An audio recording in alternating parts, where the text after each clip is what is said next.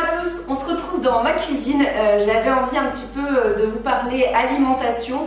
Je sais que depuis que je vous ai parlé un petit peu de plus ou moins ma détox, disons, de mes changements alimentaires, en tout cas que j'ai amorcé le 4 janvier, il y a beaucoup de choses qui vous intéressent et moi-même je tâtonne, je découvre des choses.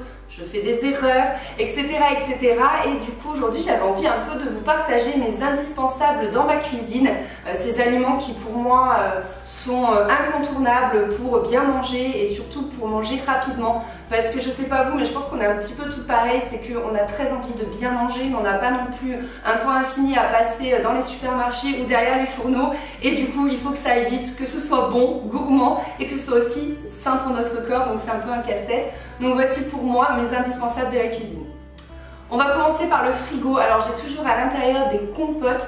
Attention, sans sucre ajouté, on regarde bien l'étiquette, la composition et j'en prends de toutes sortes, pommes, poires, etc. histoire de varier les plaisirs, que ça soit toujours gourmand. J'ai également toujours des yaourts au lait de soja et des yaourts au lait de coco. Ceux-ci sont merveilleux, je vous en ai déjà parlé. En fait, ils ne contiennent absolument pas de sucre, du moins ces deux-là parce qu'il y a d'autres yaourts de la gamme qui eux contiennent du sucre, donc j'achète en priorité ceux-ci et du coup ça me permet de toujours avoir un dessert gourmand mais sain.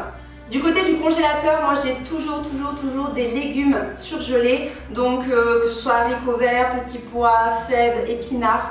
Moi je suis une grande fan de légumes verts, donc du coup c'est assez facile pour moi et je trouve qu'à préparer c'est d'une facilité, c'est un jeu d'enfant. Généralement il faut une dizaine de minutes dans une poêle avec un fond d'eau ou un petit peu d'huile d'olive et puis surtout ça se conserve pas en illimité mais presque, et c'est vrai que du coup on a toujours des légumes plus ou moins frais sous la main et ça dépanne incroyablement. J'ai également des poêlées de légumes toutes faites, pareil je regarde qu'il n'y ait pas eu d'ajout à l'intérieur ou alors des fois les épices vous savez sont à part et ces épices contiennent du sucre malheureusement, donc du coup je ne m'en sers pas, je fais vraiment attention aux étiquettes, je lis les compositions, il faut surtout pas qu'il y ait des ajouts un peu gênants tels l'huile de palme, le sucre, ces choses là j'essaie de les éviter au maximum.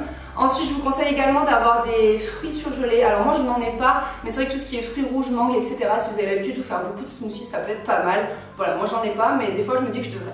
On passe maintenant du côté de ce que j'ai toujours à portée de main, donc vous voyez à côté de ma plaque j'ai toujours du sel, ça j'essaie de pas trop l'utiliser, je privilégie plutôt le gomasio, mais le problème du gomasio c'est que généralement, surtout celui-là il contient des algues, il ne faut pas le cuire donc je m'en sers surtout pour saupoudrer une fois que le plat est dans mon assiette ou alors saupoudrer mes salades etc. Donc du coup j'ai quand même du sel si j'ai besoin de saler par exemple l'eau des pâtes ou des choses comme ça. J'ai toujours de l'huile d'olive et enfin j'ai mon tiroir à condiments qui lui est assez plein, donc du curcuma, du paprika, de la cannelle pour les trucs sucrés, enfin bref j'ai toujours plein d'épices donc j'aime bien me servir pour vraiment varier les plaisirs, varier les goûts. C'est très important quand on essaye de manger sainement de varier les goûts pour toujours être rassasié et ne jamais s'ennuyer en fait culinairement parlant. Et également dans la porte de mon frigo j'ai toujours de l'huile de colza. Attention il faut bien la prendre bio et surtout il faut la mettre au frigo parce qu'elle perd énormément rapidement ses nutriments, donc il faut vraiment la conserver au frigo, c'est vraiment conseillé.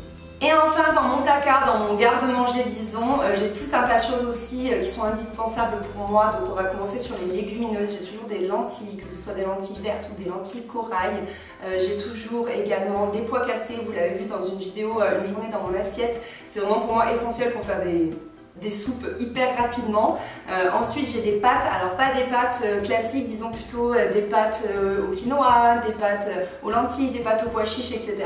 Justement du côté des bocaux j'ai toujours des pois chiches, des haricots rouges, pourquoi pas également des châtaignes, ça c'est pas mal pour les soupes.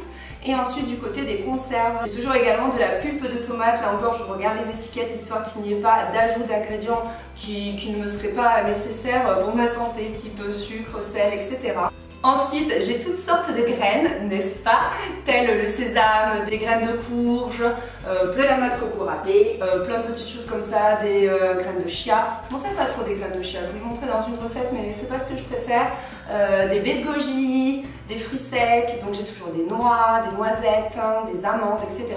Tout ça, ça permet vraiment d'agrémenter tous nos plats. Je sais que par exemple les graines de courge, j'adore en mettre dans la soupe, c'est trop bon, également dans la salade. En parlant de salade, il y a cette levure que j'adore saupoudrer sur toutes mes crudités et parfois même sur mes pâtes. Je trouve que ça donne un super goût. Vous me demandez souvent quelle marque c'est, donc la voici, comme ça vous pourrez la retrouver. Moi je la trouve en rayon bio ou santé, par exemple de Carrefour ou de Casino, je la trouve vraiment partout celle-ci. J'ai aussi plusieurs condiments tels que des oignons, de l'ail ou des échalotes, c'est toujours bien pour un peu agrémenter ce plat et donner du goût. J'ai toujours des œufs. Ensuite j'ai toujours au cas où du lait végétal si j'ai envie de faire une recette, donc soit du lait de riz pour les recettes salées, d'avoine, etc. Soit lait d'amande pour tout ce qui est recettes sucrées. Et enfin j'ai toujours du chocolat noir parce que je suis une grosse gourmande. Là encore les filles, lisez les étiquettes parce que même au niveau du chocolat noir, certains peuvent contenir 56 g de sucre pour 100 g de chocolat, ce qui est énorme. Là celui-ci vient de chez Lidl et en fait il ne contient que 15 g de sucre, donc c'est pas mal. C'est plutôt, ça sauve les meubles disons. Et pour mon petit déjeuner, vous me connaissez, j'ai toujours, vous savez, mes poudres qui agrémentent un petit peu mon yaourt au lait de soja, donc de la poudre d'acai, là j'en ai plus, de la poudre d'acérola, etc. Et également, surtout, c'est indispensable pour moi, des flocons d'avoine bio et complets. Voilà tout le monde, cette vidéo est terminée, j'espère que ça vous a plu de voir un petit peu les indispensables selon moi. Attention, c'est une liste non exhaustive, du coup ça m'intéresse moi de savoir vos indispensables à vous, quels sont les trucs dont vous ne pouvez pas vous passer. Voilà, ça m'intéresse toujours, moi j'ai beaucoup tâtonné, j'ai beaucoup lu de blogs, j'ai beaucoup regardé de vidéos, histoire de un peu remplir mes placards. Et en tout cas, je trouve que depuis début janvier, j'ai un peu trouvé mon rythme comme ça et je m'en sors bien.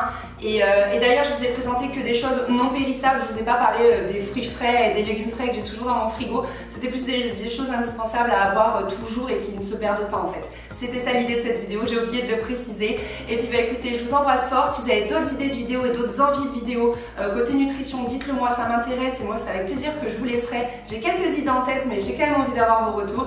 Et puis bah on se retrouve très vite pour une prochaine vidéo. Gros bisous.